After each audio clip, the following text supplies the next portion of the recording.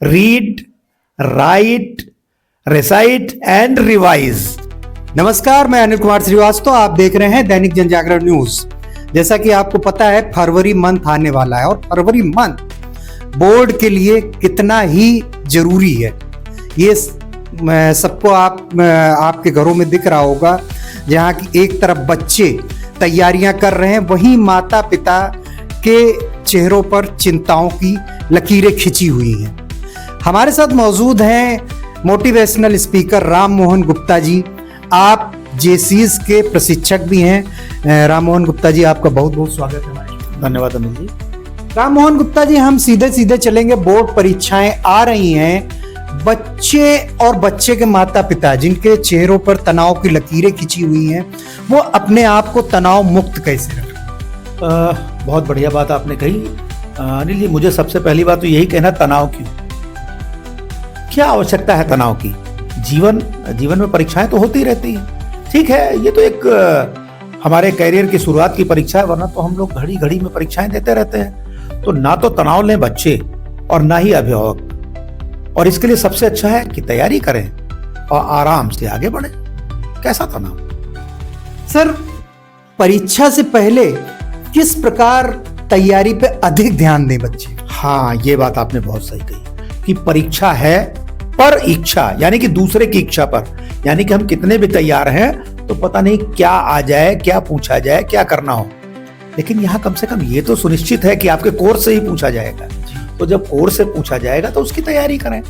और तैयारी कैसे करें, इसके लिए तो हम आप सभी जानते हैं। भाई, स्कूल में अगर हम पढ़ने जाते तो क्या होता है, एक पढ़ाई के घंटे निर्धारित होते हैं। इसी तरीके से हम अपने अध्ययन के लिए एक टाइम टेबल बनाएं। समय से उठिए, समय से अपने दैनिक गतिविधियां कीजिए और समय से अगर विद्यालय जब तक चल रहा है विद्यालय जाइए। ऐसा तो अब छुट्टियां हो चली हैं बोर्ड के एग्जाम के बच्चों की, तो अपनी तैयारी करिए और इसके लिए पहले से पूर्व निर्धारित टाइम टेबल बना लीजिए जी। उसके हिसाब से तैयारी करिए। और अभिभावकों को इसमें ध्यान रखना है कि बच्चों ने जो टाइम टेबल बनाया है उसमें कोशिश ये रहे कि हम उनके टाइम टेबल में तब तक डिस्टर्ब ना करें जब तक बहुत जरूरत ना हो। तो मुझे लगता है बहुत आसानी हो सकती है। सर, हमने देखा आप कई विद्यालयों में मोटिवेशनल स्पीच देते रहते हैं और अभी आपने बताया भी समय का विशेष ध्यान दिया जाए। तो हम अपने ऑडियंस को ये हमारे जानना चाहेंगे, समय प्रबंधन पर आपके क्या सुझाव? देखिए, समय प्रबंधन सबसे बड़ी बात है। समय कहता है कि मैं समय हूं, सदा मेरे साथ चलो। हर किसी के पास 24 घंटे होते हैं। लेकिन अगर अनिल जी, हम आप भी अगर देखें, बच्चों की बात छोड़ दें, हम आपसे भी अगर कोई पूछता, अरे भैया आप कल इतने टाइम मिलोगे, कहते बता नहीं सकते। ये क्या है? और ये वही कहता है जो समय प्रबंधन नहीं कर पाता। सीधे या तो हम कहें हाँ मिल पाएंगे या नहीं मिल पाएंगे।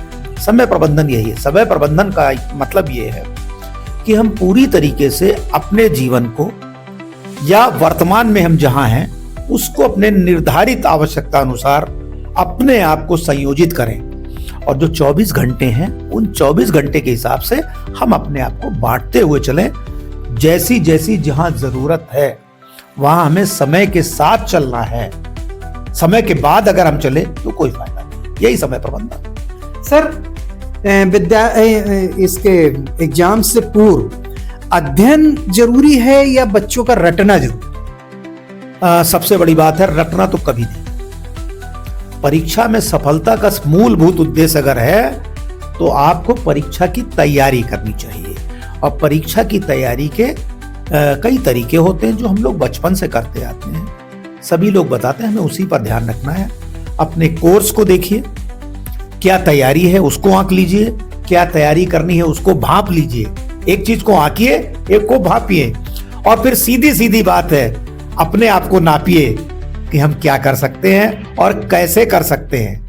अगर इसको यानी कि हमने जिस तरीके से देखा कि भापिए, नापिए और खुद को जान के हमने अगर अपने आप को समायोजित किया, परीक्षा बहुत आसान हो जाएगी। सर, अच्छे अंक लाने के लिए उत्तर लेखन की रणनीति क्या होनी चाहिए? सबसे पहली बात देखिए, परीक्षाओं में अब तो बहुत बदल गया जमाना। अब तो एक हिसाब से न्यूमेरिकल स्टाइल तक के क्वेश्चंस आने लगे हैं। तो पहले सबसे अच्छी बात है, आप प्रश्न पत्र जब आपके पास आए, सबसे पहली बात पूरे धैर्य के साथ अपना प्रश्न पत्र पढ़िए। आराम से पूरे प्रश्न पत्र को समझिए और कॉन्फिडेंस के साथ लिखना शुरू करिए और वहां से शुरुआत करिए कि जहां आपको लगता है हमारा कॉन्फिडेंस ज्यादा है। और सबसे पहले मैं तो ये कहूंगा कि सबसे पहले वो प्रश्न हल करने रहिए जिसमें पूरा कॉन्फिडेंस है, उसमें आपका और कॉन्फिडेंस बढ़ता जाएगा और आप बेफिक्र होकर लिखते जाएंगे। और जब आप लिखते जाएंगे समझिए नंबर आप अपने को दे रहे हैं। यही काम आपको करना है। तो आप सुन रहे हैं गुरु गौरव यात्रा के तहत मोटिवेशनल स्पीकर राम मोहन गुप्ता जी को। यूं ही हमें देखते रहने के लिए लाइक सब्सक्राइब जरूर करें, क्योंकि आपका सब्सक्रिप्शन हमारे मनोबल को बढ़ाएगा और हमें आगे बढ़ने के लिए प्रेरित करेगा। सर, हमारी गुरु गौरव यात्रा में आके आपको कैसा? देखिए, गुरु गौरव यात्रा में पहली बात तो मुझे बड़ा अच्छा लग रहा है कि इस गुरु गौरव यात्रा में मतलब यानी कि जेसिस के राष्ट्रीय प्रशिक्षक को भी आपने अवसर दिया। और वैसे सही बात तो ये है कि जब मैं बैंक में आया था उससे पहले मैं स्वयं ट्यूटर था, यानी कि गुरु तो था ही था। मेरी पत्नी शिक्षिका रही भगवान दीनार करने में, तो आप जानते ही हैं। मैं स्वयं शिक्षक रहा, 125 से ऊपर बच्चों को मैंने पढ़ाया। मुझे बहुत अच्छा लग रहा है कि पुनः आप मुझे वहीं लेकर के गए। और एक प्रशिक्षक होने के नाते मैं हमेशा बहुत सी जगह पर इस तरीके से चर्चा करता रहा हूँ और how to prepare for exam पर तो बहुत बातें की हैं। अनिल जी, अगर आप हो सकता भी आपका प्रश्न हो सकता आ जाए, वरना मैं बता दूं परीक्षा अगर आप जानते हैं मैं राम मोहन गुप्ता अमर लिखता हूं, तो आप आर को याद रखिए, राम मोहन का आर अपने साथ याद रखिए। ये सभी बच्चों के लिए, अभिभावकों के लिए बहुत अच्छा मैसेज मैं देना चाहूंगा। 4R को आप ध्यान रखें।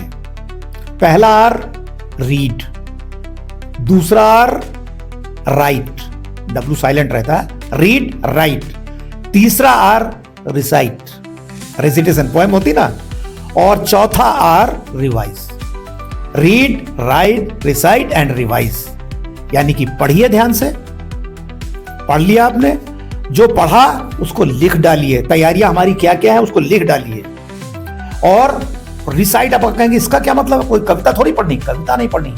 जब भी पढ़िए थोड़ा जोर जोर पढ़िए।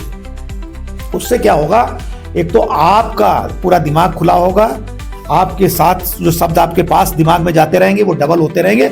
और हो सकता है आपके घर में, आपके परिवार के लोग, आपके बड़े आसपास होकर कहीं हम कुछ गलती कर रहे हैं, उन तक पहुंचेगा तो वो भी आपको बता सकेंगे, मदद करेंगे। और सबसे बड़ी बात रिवाइज, रिवीजन तो जरूरी करना चाहिए, चाहे कितना भी तैयार हो। जो बहुत अच्छा तैयार है उसको भी रिवाइज करना है, जो कम तैयार है उसको रिवाइज करना है। और एक चीज और बहुत बड़ी बात ध्यान रखना है, टाइम टेबल की बात की थी, समय प्रबंधन की बात की थी, अच्छे नंगर की। इसका बहुत अच्छा क्या तरीका है, सुबह की शुरुआत जब करिए तो नए विषय से करिए। कोई नया विषय चुनिए या ऐसा विषय जो अभी बहुत तैयार नहीं है। फिर दोपहर में वो करिए जो हमारा तैयार है उसको करते रहिए। शाम को फिर जो कुछ हो गया है उसको हमने कितना किया, कैसे किया, क्या तैयारी की है उसको देख डालिए। अच्छे अंक आते रहेंगे। सर, हम आपको अपने कार्यक्रम से फिर से जोड़ेंगे। कमजोर विषयों से दूर, मतलब कमजोर विषयों से बच्चे अपने डर को दूर कैसे करें? भाई देखिए, डर के लिए तो सीधे कहते हैं कि डर के आगे जीत है, ये ध्यान रखना पड़ेगा। तो अगर हम पहले कह रहेंगे ये विषय हमारे लिए कमजोर है या हम इस विषय में कमजोर हैं, तो समझिए कि हम अपने आप को तैयार नहीं कर रहे हैं। जो कमजोर विषय है, सबसे अच्छी बात यह है, हमें वहां पर केवल इतना कहना है कि देखिए हम सब विषय की तैयारी करते हैं, कमजोर विषय वो हमें लगता है जो कई बार ऐसा हो सकता है क्लास में हम पूरा अटेंड नहीं कर पाए, या हो सकता है हमें अपनी रुचि के हिसाब से अच्छा नहीं लगता हो, कुछ विषय कंपलसरी होते हैं। तो उन विषय को आप समय के अनुसार, अपनी जरूरत के अनुसार बांट के रखिए, उनको थोड़ा अधिक समय देना पड़ेगा। और अधिक समय देते टाइम दिमाग से ये बात निकालनी पड़ेगी, ये हवा है, हवा कुछ नहीं होता है, ये हमारे दिमाग का भ्रम होता है। और वही कहावत है, पहले हम लोग छोटे छोटे हुआ करते थे, आपके साथ भी होगा, हमारे साथ भी। कई बार हम लोग कहीं गुजरते थे, कोई कहता इधर इस गली से मत जाना भैया, या देरी वाली गली है, यहाँ मत डालिएगा, जाइएगा इधर हवा रहता है। हवा एक भूत प्रेत की बात कहते थे, तो हम लोग डर के बारे नहीं गुजरते थे। और जिस दिन उधर से गुजर जाते थे, मस्ती ही मस्ती, हुआ खत्म। तो कठिन उठिन कुछ नहीं होता है। सर, माता पिता की भूमिका इस बोर्ड परीक्षा में, माता पिता और अभिभावकों की भूमिका क्या होनी चाहिए? बहुत महत्वपूर्ण बात है। सबसे पहली बात, अपने बच्चे को दूसरे बच्चे के से मत तौलिए, हमेशा ध्यान रखिएगा, हमेशा उसमें ध्यान रखिए। यहां पर तो मेरा अपना यही कहना है, आपका बच्चा दूसरे बच्चे से अच्छा है, यही मानिए। दूसरे से तुलना मत करिए, वो ऐसा करता, वो ऐसा करता है, क्योंकि आपका बच्चा पूरी मेहनत करता है, आपका बच्चा सब कुछ कर रहा है, तो उसको सराहिए। कहीं पर उसको आपकी मदद की जरूरत है, उसकी मदद करिए। और सबसे बड़ी बात, हम कहते हैं हमारा बच्चा है बड़ा टेंशन में रहता है, आजकल परीक्षाओं को लेकर बहुत तनाव हम रखते हैं और उसको तनाव देते हैं। तो सबसे बड़ी बात है, आप तनाव निकालिए, बच्चों के लिए घर में वातावरण बनाइए और कोशिश करिए। देखिए, वैसे तो घर में सबकी जरूरत होती है, बच्चे करते हैं, हालांकि आज के गार्जियन सभी, मैं जानता हूँ सभी लोग सुन रहे हैं जो मेरी बात, पूरी तरीके से तैयार रहते हैं, वो बच्चों को डिस्टर्ब नहीं करते हैं। कोशिश ये रहे कि परीक्षा के कुछ दिनों में उसकी दिनचर्या में, उसके रहन सहन में, उसके खान पान में हम सहयोगी की भूमिका निभाएं। मेरे ख्याल से जेनजी वर्ग ये परीक्षा दे रहा होगा, तो सर सोशल मीडिया का क्या इस परीक्षा पे प्रभाव पड़ेगा? हाँ, सोशल मीडिया का, वैसे तो बच्चे, हालांकि जेनजी का जमाना जरूर है, लेकिन सोशल मीडिया के साथ साथ बच्चे भी अपनी परीक्षाओं के प्रति, ऐसा नहीं कि जागरूक नहीं, जागरूक हैं, लेकिन हाँ वही बात है कि आदत हो चुकी है हमारी। तो भाई ये इस आदत को कुछ समय के लिए, मैं ये नहीं कहूँगा बंद करें, लेकिन इसको मैनेज करना पड़ेगा, अपने आप को मैनेज करना पड़ेगा। हमें यहाँ पर ये ध्यान रखना है कि इस पर तो हम हमेशा जुड़े रह सकते हैं, लेकिन जो आज हम जिस दौर से गुजर रहे हैं वो दौर हमारे लिए बहुत अहम है। इसलिए मैं ये नहीं कहता बिल्कुल बंद कर दीजिए, कुछ समय 24 घंटे में, मान लिया हम 6 से 6 घंटे सोते हैं, वैसे तो 8 घंटे सोने कहा जाता है, लेकिन परीक्षाओं की तैयारी के टाइम में थोड़ा ये समय घट जाता है, तो ज्यादा हो जाता है। तो मान लिया पढ़ाई में ज्यादा समय जाता है तो सोने का समय कम होता है। तो उसी तरीके से ये जो है, यानी कि सोशल मीडिया है, इससे थोड़ा सा दूर रहें। आपका मान लिया मन नहीं, अब करें क्या, वो इंस्टा है, रील है, क्या है, मन नहीं मानता है। अब पता नहीं, कई बार तो ये होता है कि मैसेज भी आते हैं, भाई ये पढ़ लीजिए, बच्चे आजकल कोचिंग भी जाते तो वो भी आता, तो देखना जरूरी है। बस कोशिश आपकी यही रहनी चाहिए, उतना उपयोग करिए जितना आपके लिए जरूरी है। कुछ दिन बस परीक्षाएं निपट जाए, फिर क्या, छुट्टियां होगी, आराम से उसके साथ रहिए। सर खान पान क्या रखें इस दौरान? खान पान बिल्कुल साफ सुथरा, जो कहते हैं ना कि एक कहावत होती है, सादा जीवन उच्च विचार, तो यहाँ पर है, एक तो जो बाहर चटपट खाते हैं ये बिल्कुल किसी भी तरीके से, वैसे तो इसके बारे में चिकित्सक लोग बहुत अच्छा बता सकते हैं, लेकिन मेरा अपना मानना है घर में जैसा एक सामान्य खाना आप खाते हैं वो खाइए, बस नियमित समय खाइए। ये नहीं अगर हम पढ़ने बैठ गए तो अब आज रोज तो हम खाते हैं 1 बजे लंच करते हैं, तो आज 4 बजे कर रहे हैं। इससे करने से क्या होता है कि हमारा पाचन तंत्र थोड़ा डिस्टर्ब होता है, तो वो धीरे धीरे हमारे शरीर के साथ हमारे मस्तिष्क पर भी कहीं ना कहीं थोड़ा सा जोर डालता है, तो उसका खामियाजा कहीं ना कहीं हमारे अध्ययन में, हमारी स्मरण शक्ति पे पड़ता है। तो नियमित भोजन लीजिए, हल्का फुल्का भोजन लीजिए, पौष्टिक भोजन लीजिए, और जितना हो सके बाहर के खान पान से तो वैसे भी बचना चाहिए, आजकल तो हम आप सभी जानते हैं। सर जिनको लगता है कि परीक्षाएं सर पे हैं, जैसा अभी आपने कहा हुआ, और हमारी तैयारी नहीं हो पाई है, अपेक्षित तैयारी नहीं हो पाई है, तो वो क्या करें? देखिए, अगर सबसे बड़ी बात तो आपने प्रश्न में ही उत्तर दे दिया है कि जिनको लगता है तैयारी नहीं हो पाई, यानी कि हमें मालूम है हमारी तैयारी नहीं हुई, तो इससे अच्छा तो हो ही क्या सकता है। जब हमें खुद पता है कि हमारी इस विषय में तैयारी कम है, तो जाहिर सी बात है उसमें समय ज्यादा देना पड़ेगा, और जिसमें तैयारी ज्यादा है उसको, जैसा मैंने अभी पहले भी कहा था, उसके लिए बाद का समय, जिसमें कम तैयारी है उसको ज्यादा समय दीजिए। टाइम टेबल इस तरीके से बनाइए कि इसमें ज्यादा समय देना है, उसकी तैयारी हमें जल्दी करनी है। बस इतना ध्यान रखिएगा, तैयारी करने के साथ साथ उसका रिवीजन जरूर हो जाए, ताकि आपको कंफर्म हो जाए, इतना कंफर्म हो गया, तैयार हो गया। सर क्या बोर्ड परीक्षा निर्णायक मोड़ है, इस पर आपका क्या दृष्टिकोण? हाँ, ये प्रश्न थोड़ा मैं कहूँ अगर कठिन है आज के युग में, क्योंकि है कि हर चीज परसेंटाइल पे चलती है, और अगर हाई स्कूल का बच्चा तो उसकी पहली परीक्षा होती है, तो सबकी नजरें इधर होती है। लेकिन मुझे लगता है कि अब इस पे धीरे धीरे बदलाव आ रहा है। शिक्षा जगत का भी ध्यान है, अध्यापकों का ध्यान, और सबसे बड़ा सरकारों का भी ध्यान है, तो दबाव कम किया जा रहा है। देखिए, मोड़ तो जरूर है, लेकिन कोई जरूरी नहीं है कि किसी कारणवश, ईश्वर न करे ऐसा हो, किसी कारणवश कहीं आपके थोड़े से परसेंटाइल कम हो गए, इससे जिंदगी थोड़ी रुकती है। अगर आप पीछे अगर घूम के देखें तो बहुत से ऐसे लोग हैं जो परीक्षाओं में बहुत अच्छे मार्क्स नहीं लाते, लेकिन जीवन में वो सबसे सफलतम निकले। तो इससे घबराने की जरूरत नहीं। हाँ, आज का मानक यही माना जाता है कि हमारा 100% परसेंटाइल हो, 99% हो, या 95 से या 90 से नीचे निकल गए तो लोग हमको हिकारत की नजर। कभी ऐसा मत करिए। निश्चित मानिए, परसेंटाइल वास्तव में आज का क्षणिक पैमाना है, ये हमारी जीवन की सफलता का कोई पैमाना नहीं। सर आप संदेश दें उससे पहले फिर हम एक अपील करना चाहेंगे, यूं ही हमें देखते रहने के लिए लाइक सब्सक्राइब जरूर करें, क्योंकि आपका सब्सक्रिप्शन हमारे मनोबल को बढ़ाएगा और हमें आगे बढ़ने के लिए प्रेरित करेगा। सर चलते चलते उन बच्चों का जो बोर्ड में अपना भाग्य आजमा रहे हैं उनको क्या संदेश दें? केवल और केवल एक संदेश देना है, आप श्रेष्ठ हैं। आप पूरी तरीके से अपनी तैयारियों में मन लगाइए, इधर उधर की बातों में मत भटकिए, सोशल मीडिया से कुछ समय के लिए दूरी रखिए, नियमित खान पान और दिनचर्या बनाइए, अपने विषय को तैयारी के हिसाब से बांटिए, उसको दोहराइए।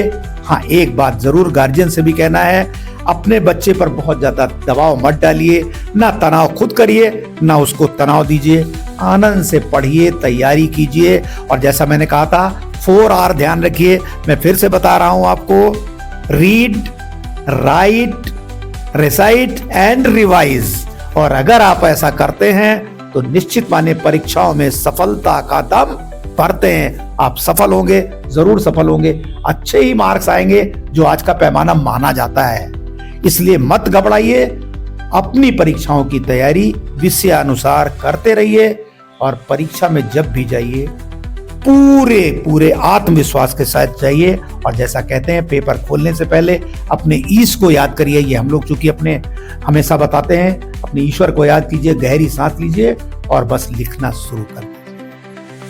तो आप सुन रहे थे जन जागरण की गौरव यात्रा में मोटिवेशनल स्पीकर राम मोहन गुप्ता जी को, और आपने सुना किस तरीके से बोर्ड परीक्षा की तैयारी कर रहे बच्चे अपने आप को समय प्रबंधन और नियमितता से संतुलित रख सकते हैं और सफल बना सकते हैं। यूं ही हमें देखते रहने के लिए लाइक सब्सक्राइब जरूर करें, क्योंकि आपका सब्सक्रिप्शन हमारे मनोबल को बढ़ाएगा और हमें आगे बढ़ने के लिए प्रेरित करेगा। तब तक के लिए धन्यवाद, नमस्कार।